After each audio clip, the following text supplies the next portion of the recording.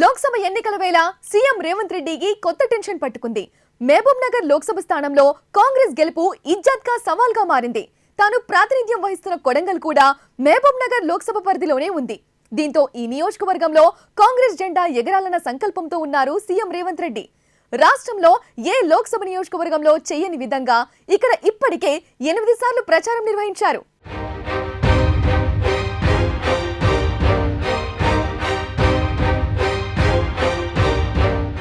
Mahabub Nagar Lok Sabha నియోజకవర్గంపై CM Revanth Reddy మొదటి నుంచి ప్రత్యేక శ్రద్ధ పెట్టారు. కాంగ్రెస్ హైకమాండ్ అభ్యర్థులను ప్రకటించక ముందే మహబూబ్ నగర్ క్యాండిడేట్ గా చెల్లా వంశీచంద్ర రెడ్డి పేరును ప్రకటించారు.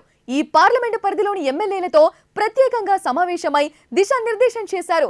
ప్రతి అసెంబ్లీ నియోజకవర్గం నుంచి మినిమం 50,000 మెజారిటీ రావాలని ఆదేశించారు. రాష్ట్రంలోనే భారీ మెజారిటీతో వంశీచంద్ర రెడ్డిని గెలిపించి హైకమాండ్ దగ్గర తన పరపతి మరింత పెంచుకోవాలని సీఎం రేవంత్ రెడ్డి భావిస్తున్నారు.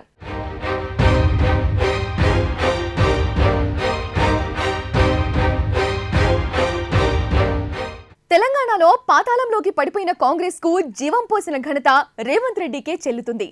కాంగ్రెస్ సీనియర్లు కాడి వదిలేసిన వేళ రేవంత్ రెడ్డి టీడీపీ నుంచి కాంగ్రెస్ లో చేరి పీసీసీ బాధ్యతలు చేపట్టారు. 2018 అసెంబ్లీ ఎన్నికల్లో కేసీఆర్ టార్గెట్ చేసి మరీ కొడంగల్లో రేవంత్ రెడ్డిని ఓడించారు. అయితే 2019 పార్లమెంటు ఎన్నికల్లో మల్కాజ్గిరి నుంచి రేవంత్ రెడ్డి అనూహ్యంగా విజయం సాధించారు. కేసీఆర్ వ్యూహాలకు కాంగ్రెస్ ఉనికి కోల్పోతున్న వేళ నాయకులందరినీ సమీకరించి క్యాడర్లో సరికొత్త ఉత్సాహం నింపారు. 2023 అసెంబ్లీ ఎన్నికల్లో హస్తం పార్టీని అధికారంలో తెచ్చి కాంగ్రెస్ హైకమాండ్ కు తన సత్తా ఏమిటో చాటారు. ముఖ్యమంత్రి పీఠం కోసం పలువురు సీనియర్ నేతలు పోటీ పడిన హైకమాండ్ ఆశీస్సులతో ముఖ్యమంత్రిగా బాధ్యతలు చేపట్టారు.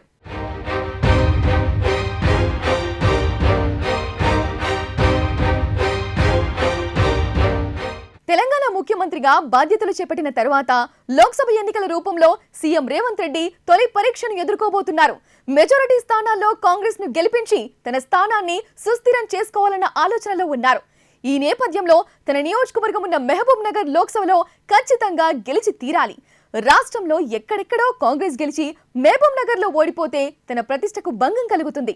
అందుకే రాష్ట్రమంతటా ప్రచారం నిర్వహిస్తూనే వీలు చూసుకొని మరి మహబూబ్ నగర్ లో క్యాంపెయిన్ చేస్తున్నారు. ఒక్క మహబూబ్ నగర్ లోక్సభ పరిధిలోనే ఇప్పటిదాకా 8 సార్లు ప్రచారం నిర్వహించారంటే వంశీచంద్ర రెడ్డి గెలుపును సీఎం రేవంత్ రెడ్డి ఎంత సీరియస్ గా తీసుకున్నారో అర్థమవుతుంది.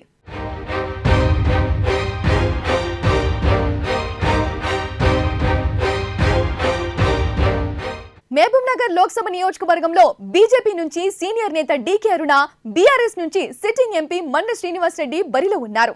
అసెంబ్లీ ఎన్నికల్లో ఓటమితో బీఆర్ఎస్ డీలా పడగా కాంగ్రెస్ కు బీజేపీ అభ్యర్థి డీకే అరుణ గట్టి పోటీ ఇస్తున్నారు. మోదీ చరిష్మాతో ఈజీగా విజయం సాధిస్తానన్న ధీమాతో ఉన్నారు. దీంతో ప్రతి ఎన్నికల ప్రచారంలో డీకే అరుణను రేవంత్ రెడ్డి టార్గెట్ చేస్తున్నారు. పాలమూరులో కాంగ్రెస్ జెండా ఎగరేసి సీఎం రేవంత్ రెడ్డి మరోసారి పార్టీ హైకమాండ్ దగ్గర తన పరపతి పెంచుకుంటారా లేదా అన్నది పొలిటికల్ సర్కిల్లో హాట్ టాపిక్ గా మారింది.